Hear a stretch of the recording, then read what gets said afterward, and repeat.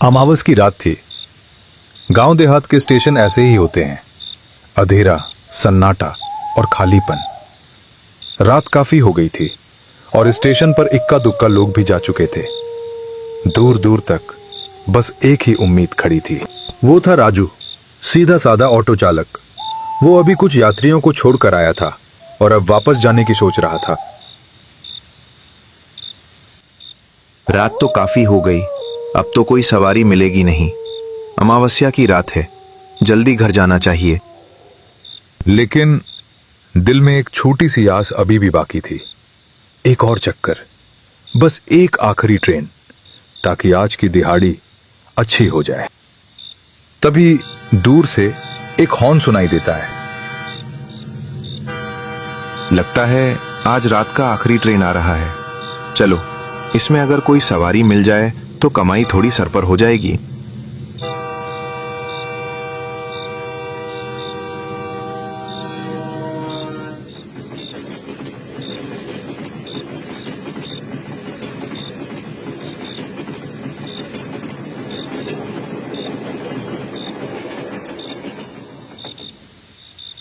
Amit, finally Jalgaon पहुंच ही गए। अब देख 8 बजने वाले हैं। कोई सवारी मिलेगी क्या, या फिर आज की रात स्टेशन पर ही काटनी पड़ेगी? चल, थोड़ा आगे चलकर देखते हैं। अगर कुछ मिल गया तो ठीक है, नहीं तो फिर यही रात गुजारनी पड़ेगी।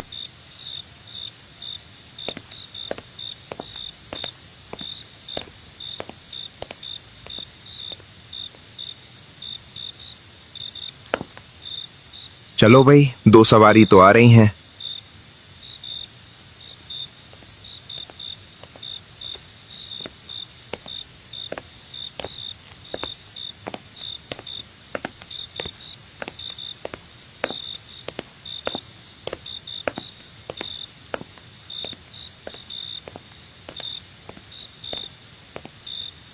नमस्ते भैया, किधर जाना है?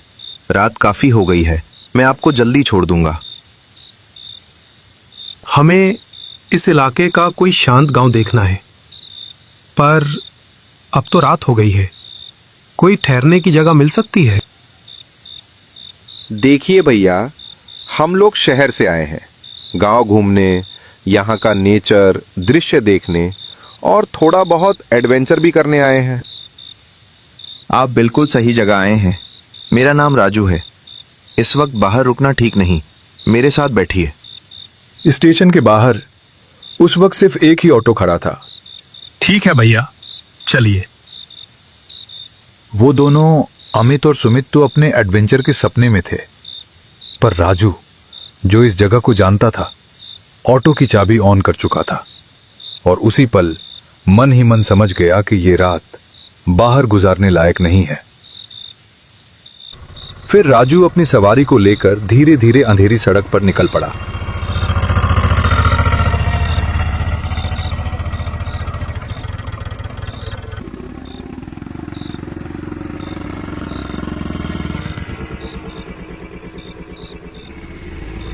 राजू भैया, यहाँ पर रहने के लिए कोई होटल वगैरह मिलेगा?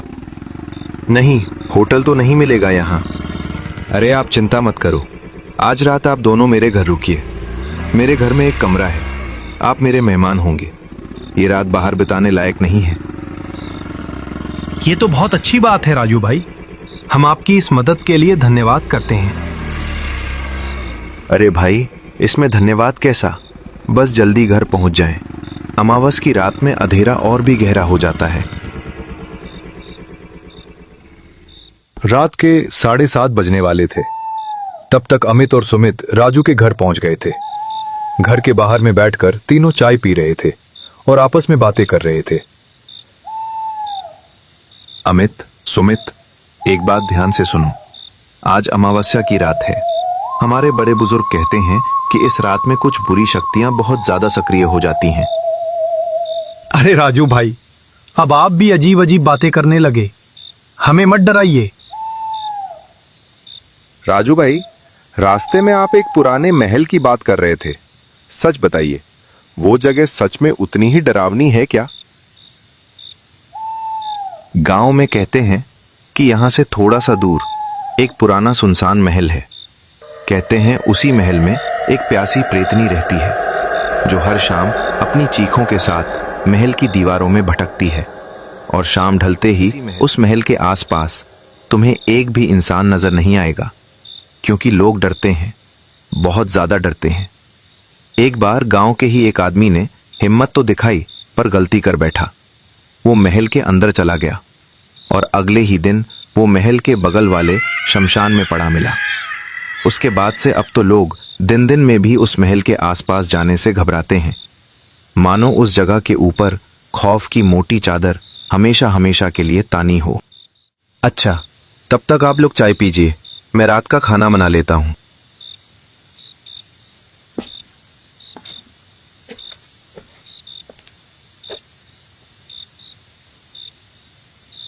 लगता है राजू भाई के घर में और कोई नहीं है। अरे सुमित, हम लोग उस महल में जा सकते हैं क्या? क्या बोलता है तू? लेकिन अमित, राजू भाई ने अभी जो बोला सुनकर थोड़ा डर भी लग रहा है। क्या सुमित, अभी से डर गया क्या? चल ना, हम दोनों मिलकर राजू भैया को मना लेंगे। जाना तो पड़ेगा ही, आखिर देखना भी है कि वहां है क्या। कुछ देर बाद राजू भाई ने हमें खाने के लिए बुलाया और हम सब खाने बैठ गए। तभी मैंने पूछा, राजू भाई, इतना सारा खाना बना दिया, इसके लिए आपको बहुत बहुत धन्यवाद। वैसे आपके पिताजी और माताजी कहाँ हैं? तभी पास से सुमित बोलने लगा, राजू भाई, आप हमें इतना सहारा दे रहे हैं, क्या आप यहां अकेले ही रहते हैं? हाँ सुमित, मैं अकेला ही हूं। मेरे माता पिता जब मैं बहुत छोटा था तभी गुजर गए थे। मेरे पिता भी ऑटो चलाते थे और अब मैं भी वही करता हूं। बस अपना छोटा सा जीवन है। हमें सुनकर सच में अफसोस हुआ राजू भाई।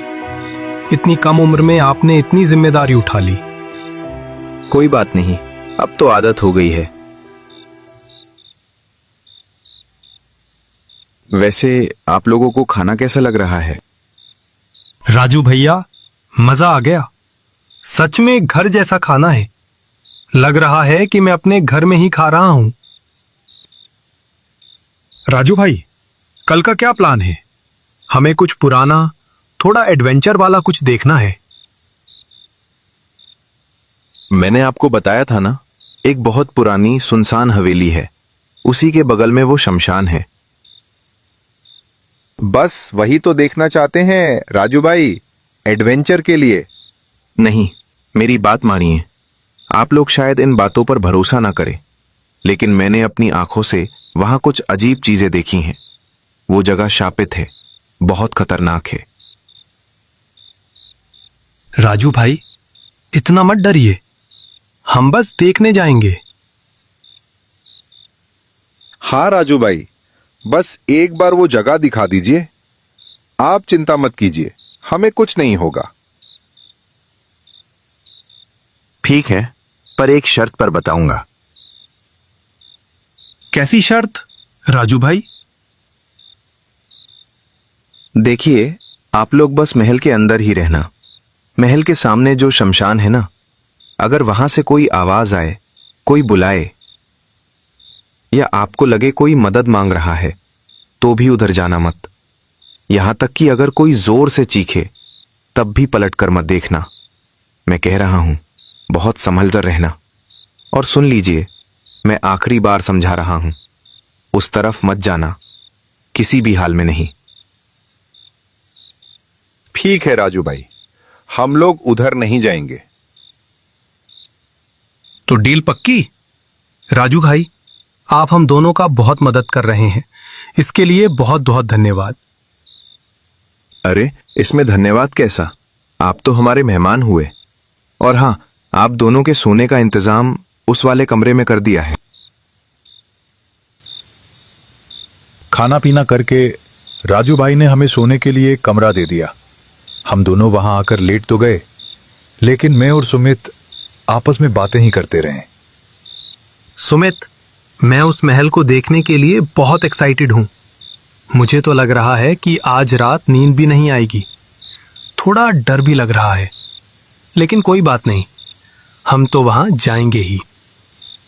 अरे भाई, सारी रात ऐसे ही बातें करता रहेगा क्या? रात के 10 बजने वाले हैं। सो जा अब, कल चलना भी है और शायद कल रात भी जागना पड़े। दोनों यूं ही बातें करते करते धीरे धीरे गहरी नींद में सो गए।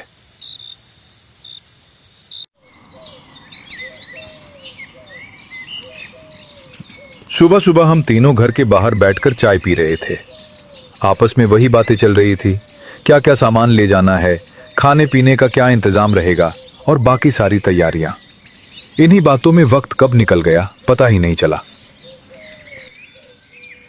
और देखते देखते शाम के 5 बज गए। इसी दौरान हमने राजू भाई को साफ साफ बता दिया कि हम लोग उस महल में एक रात बिताने वाले हैं। ये बात उन्हें बिल्कुल पसंद नहीं आई। हम दोनों ने बड़ी मुश्किल से उन्हें मनाया। वो माने तो सही, लेकिन फिर भी बार बार हमें सावधान करते रहे। अरे तुम दोनों तैयार हो ना? सारा सामान ले लेना, वहां कुछ नहीं मिलेगा। और हाँ, रात के लिए खाना मैंने बना दिया है, वो भी साथ ले जाना। राजू भाई, आपको इतनी तकलीफ उठाने की क्या जरूरत थी? आप हमारी इतनी मदद कर रहे हो, बहुत बहुत शुक्रिया आपका। राजू भाई, बुरा मत मानना, एक बात पूछूं? ये जो सिर पर गमछा बांधे हो, मैं कल से देख रहा हूं, आप इसे खोलते नहीं हो क्या? अरे अमित भाई, अब तो आदत हो गई है, सिर पर गमछा रहता ही है, नहीं तो कुछ खाली खाली सा लगता है हमको। कुछ देर बाद हम तीनों तैयार होकर ऑटो में बैठ गए। ऑटो में बैठते ही राजू भाई ने चुपचाप इंजन स्टार्ट किया और बिना ज्यादा कुछ बोले हम वहां से निकल पड़े।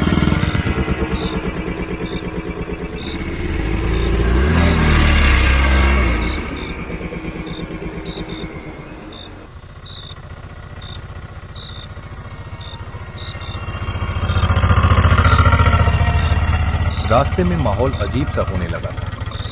सड़कें सुनसान होती जा रही थी और थोड़ी दूर जाने के बाद ऑटो महल के आसपास के इलाके में पहुंच गया। राजू भाई, हम आ गए क्या? लेकिन यहां पर तो महल दिखाई नहीं दे रहा है। अमित, सुमित, तुम दोनों ये रास्ता पकड़कर सीधे आगे चले जाना। थोड़ा सा आगे जाते ही एक शमशान का गेट दिखाई देगा। वहां से थोड़ा और आगे जाओगे तो वहीं तुम्हें महल दिख जाएगा। ठीक है, मैं चलता हूं। कल सुबह यहीं पर मैं तुम दोनों का इंतजार करूंगा। ठीक है राजू भाई। राजू भाई हमें वहीं छोड़कर वापस लौट गए। दोनों तरफ जंगल था, अंधेरी रात थी, डर भी लग रहा था और कुछ ऐसे पक्षियों की आवाजें गूंज रही थी जो माहौल को और भी डरावना बना रही थी। धीरे धीरे राजू भाई का ऑटो हमारी आंखों से ओझल हो गया।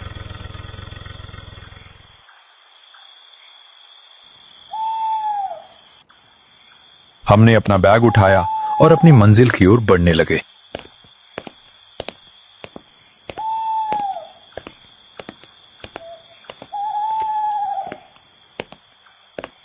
कुछ दूर चलने के बाद हम दोनों शमशान के गेट तक पहुंच चुके थे।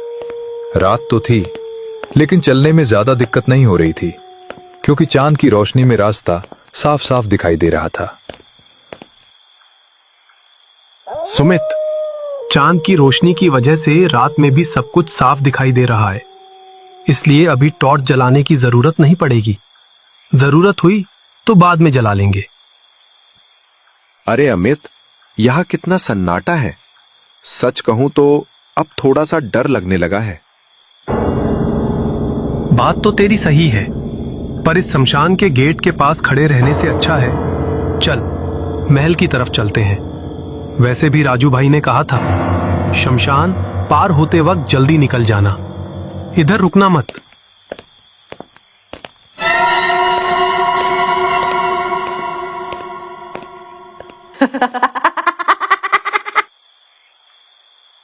भाई, ये महल तो काफी बड़ा है, देखकर लगता है बहुत पुराना होगा।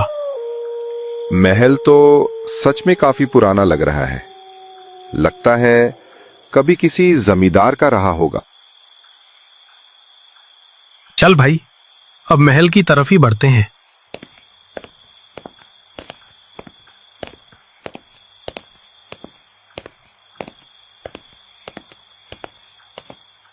देख अमित, मुझे सच में ठीक नहीं लग रहा। राजू भाई की बात माननी चाहिए थी। तू चाहे जितना बोले, मैं तेरे साथ रात को शमशान की तरफ एडवेंचर करने नहीं जाने वाला। अगर जाना ही है तो तू अकेले चला जाना। अरे यार, इतना क्यों डर रहा है तू? चल ना, पहले महल की तरफ तो चले। बातों बातों में हमें पता ही नहीं चला कि कब हम उस विशाल महल के ठीक सामने आ खड़े हुए। अजीब बात थी, महल का गेट पहले से ही खुला हुआ था, मानो कोई हमारा ही इंतजार कर रहा हो। खैर, अंदर जाने में हमें कोई दिक्कत नहीं हुई। महल के अंदर कदम रखते ही हम जगह तलाशने लगे, पर नीचे के कमरे वो बहुत ज्यादा खराब और बदहाल थे, वहां रुकना मुमकिन ही नहीं था। फिर हमारी नजर ऊपर की तरफ गई, जहां अंधेरे में और भी कई कमरे कतार में दिखे। हम सीढ़ियां चढ़कर ऊपर आ गए, क्योंकि यहां का ये एक कमरा बाकी हिस्सों से थोड़ा बेहतर और रहने लायक लग रहा था। हमने अपना सामान रखा, थोड़ी साफ सफाई की और हम दोनों वहीं बैठकर समय बिताने लगे। ऐसा करते करते कब रात के 8 बज गए पता ही नहीं चला। यार अमित, भूख लग गई है, चल खाना खा लेते हैं। रात के 8 भी बज गए। हम दोनों ने खाना निकाला और खाकर वहीं आराम से चादर बिछाकर लेट गए। पूरे दिन घूमने की वजह से पैर हाथ बुरी तरह दुख रहे थे। हमें कब नींद आ गई पता ही नहीं चला।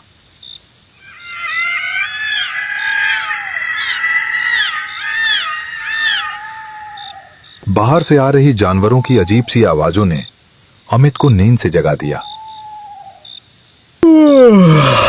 अरे, एक बार नींद टूट गई तो अब नींद आएगी नहीं। चलो, थोड़ा इधर उधर ही घूम लेता हूं। और ये सुमित पूरा गहरी नींद में डूबा पड़ा है।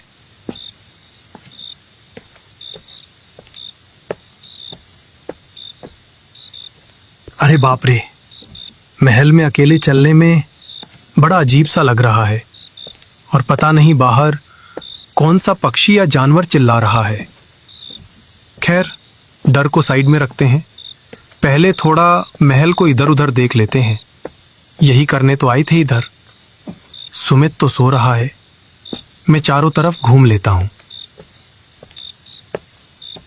अमित अपनी धुन में बड़बड़ा ही रहा था, तभी उसकी टॉर्च की रोशनी सामने दीवार पर पड़ी और वो एकदम से सहम गया। फिर थोड़ी हिम्मत जुटाकर अमित ने आगे देखने की कोशिश की कि आखिर वो है क्या। अरे भाई, यहां ऐसी चीजें रखने की क्या जरूरत है? महल के बारे में पहले ही इतना कुछ सुन रखा था कि वैसे ही डर लग रहा था, और अब अचानक ये सामने आ गया। सच में रोंगटे खड़े हो गए देखकर। मैं महल के इधर उधर घूम रहा था कि तभी एक गली जैसा रास्ता दिखा। मैं वो गली पकड़कर सीधे आगे चला गया, पर आगे देखते ही मुझे एक शमशान घाट दिखा और तभी मुझे याद आया। राजू भाई शमशान की तरफ जाने के लिए मना कर रहे थे।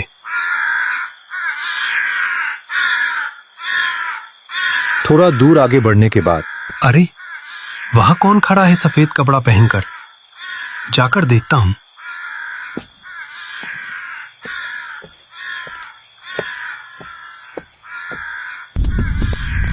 ये क्या? यहां भी किसी ने लकड़ी की ऐसी चीज बनाकर रख दी है डराने के लिए। गांव वाले तो इसे देखकर जरूर डर गए होंगे। जैसे ही अमित उसके बिल्कुल सामने जाकर चेहरा देखने की कोशिश करता है, वो डर के मारे वही बेहोश होकर गिर पड़ता है। और उसी पल एक अजीब सी किसी बूढ़ी औरत की हंसी और चीख पूरे महल में गूंज उठती है।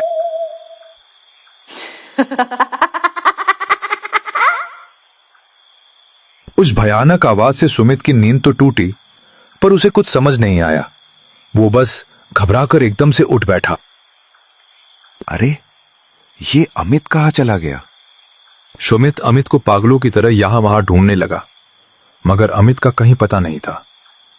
तभी अचानक शमशान के सन्नाटे को चीरती हुई अमित की आवाज सुनाई दी। सुमित, मैं इधर हूं। अरे, ये तो अमित की आवाज है। शायद उस तरफ से आई है। जाकर देखता हूं। पक्का ये उसी की चाल है मुझे डराने की। ये कभी नहीं सुधरेगा।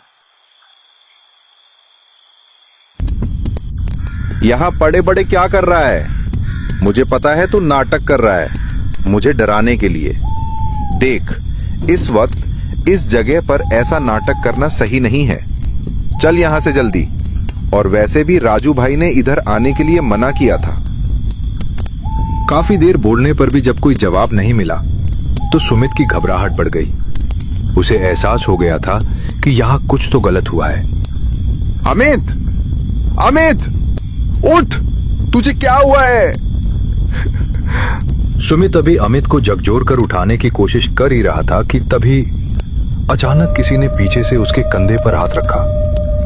सुमित झटके से पीछे मुड़ा और जो उसने देखा, उसकी आंखें फटी की फटी रह गईं, मुंह खुला का खुला रह गया। उसके ठीक सामने एक बेहद भयानक और खौफनाक चेहरा था। उस भयावह मंजर को देखकर सुमित का पूरा शरीर दहशत से बर्फ की तरह ठंडा पड़ गया। उसके पैरों से जैसे जान ही निकल गई और वो वहीं धड़ाम से नीचे गिर पड़ा। अगली सुबह राजू अपना ऑटो लेकर ठीक वहीं खड़ा था जहां वो अमित और सुमित को छोड़कर गया था। वो वहीं खड़ा होकर दोनों का इंतजार कर रहा था। अरे, ये लोग इतनी देर क्यों कर रहे हैं? मैंने तो इन्हें टाइम भी बता दिया था। चलो, थोड़ी देर और इंतजार कर लेता हूं।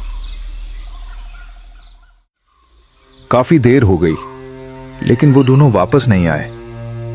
अब राजू को समझ आ गया था कि पक्का कुछ न कुछ गड़बड़ जरूर है। उसने बिना देर किए गांव के 2-3 लोगों को मदद के लिए बुलाया और फिर कुछ ही देर बाद राजू उन दोनों को ढूंढकर वापस घर ले आया। कुछ देर बाद अमित और सुमित दोनों को होश आया।